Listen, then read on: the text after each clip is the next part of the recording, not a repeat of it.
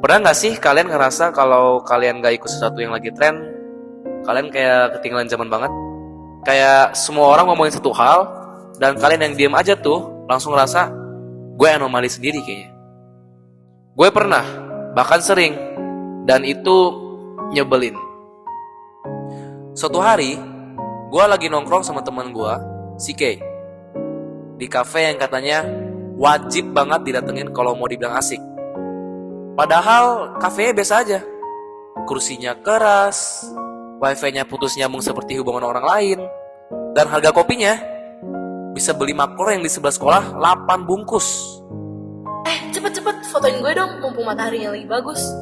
Dalam hati gua, emang ada ya matahari yang jelek? Lightingnya kayaknya yang jelek, bukan matahari. Abis itu, si Kenny ngomong, By the way, captionsnya... New vibes, new me. dah buset, new dari mana coba? Orangnya masih sama, yang baru dilihat-lihat cuman angle mukanya. Biasanya nengok ke kiri, sekarang kanan, besok bawah kali ya. Jadi waktu itu gue mikir, kenapa sih orang zaman sekarang gampang banget takut ketinggalan? Takut ketinggalan tren, ketinggalan gosip, bahkan ketinggalan momen yang belum tentu penting. Ya salah satu contohnya itu, takut ketinggalan nongkrong di cafe yang lagi trending itu. Kayak kemarin, ada minuman baru yang katanya wajib dicoba. Harganya 80.000, 50.000 buat gelasnya, 20.000 buat logonya, dan 10.000 buat rasa menyesalnya. Tapi lucunya, semua orang tetap beli. Bukan karena penasaran rasanya, tapi karena takut dibilang not up to date. Takut dibilang tahun 2025 belum pernah nyobain matcha. Matcha sih belum cobain. Kalian bayangin, zaman dulu orang beli makanan karena lapar. Sekarang orang beli makanan karena Instagramable. Kan, lu tuh gak ngerti. Sekarang kalau gak update story, hidup lu tuh gak valid. Oh, jadi hidup sekarang ada versi verified. Oh tentu dong, hidup kita itu bergantung sama orang di sekitar kita. Itu dia. Kalau nggak dilihat orang, hidup kita kayak draft TikTok, ada tapi nggak pernah diposting. Hahaha, lucu lo gitu. Tapi gue setuju banget sih. Bahkan kadang tuh sebelum ngelakuin hal apapun, yang dipikirin tuh ya angle kamera. Harus bagus, biar hasil fotonya juga bagus. Lucu ya, manusia zaman sekarang hidup bukan buat jalani hidupnya sendiri, tapi buat ngasih tahu orang lain kalau dia lagi hidup. Kita sibuk cari pengakuan dari layar kecil, padahal dunia nyata pelan-pelan kehilangan warnanya. Yang penting bukan lagi merasakan momen, tapi mengabadikan momen, biar bisa dibandingin sama momen orang lain. Dunia zaman sekarang tuh aneh. Kita bisa punya banyak teman di sosial media, tapi ngerasa sendirian di dunia nyata. Kita bisa punya banyak like, tapi sedikit yang benar-benar peduli. Dan sedihnya, kita semua sadar, tapi pura-pura gak peduli. Kayak orang yang tahu begadang, itu gak sehat, tapi tetap scroll TikTok sampai jam 3 pagi.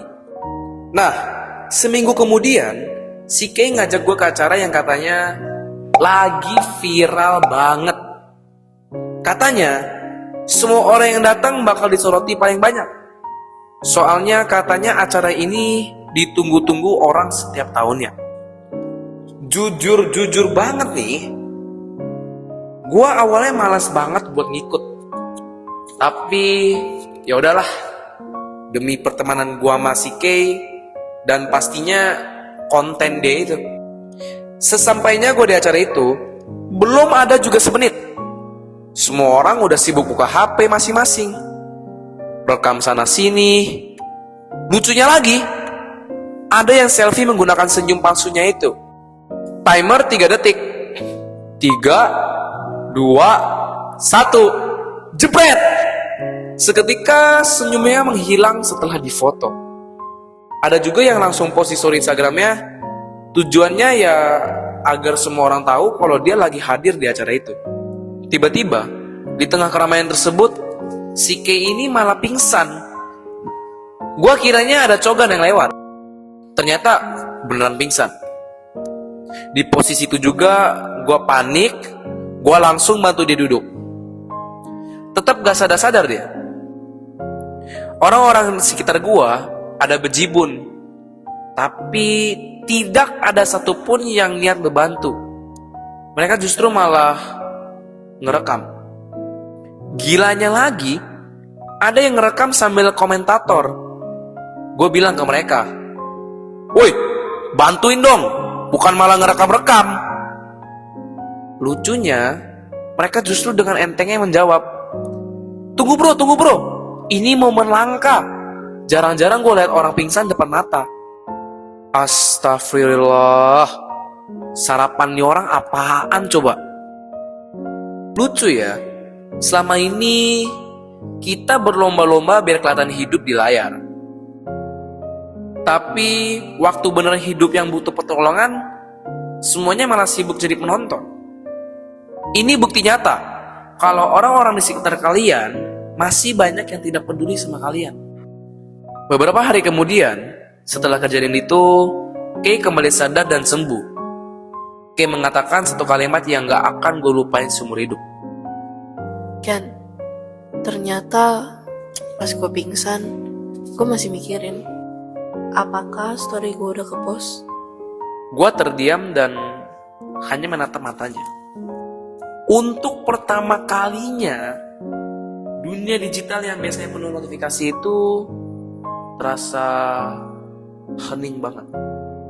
Sekarang gue ngerti, kadang kita tuh bukan takut ketinggalan dunia, tapi takut dunia lupa sama kita. Padahal yang benar-benar lupa bukan dunia, tapi diri kita sendiri. Kita lupa caranya hidup tanpa perlu ditonton. Kita lupa caranya hidup normal tanpa validasi dari orang lain.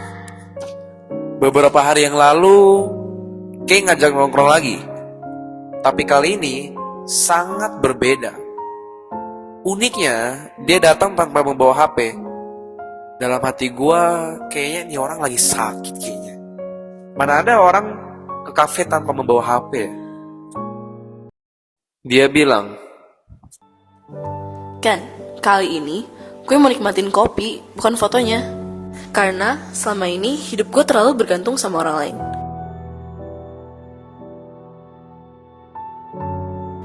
Gue dikit-dikit selalu ngikut tren yang lagi beredar di sosial media.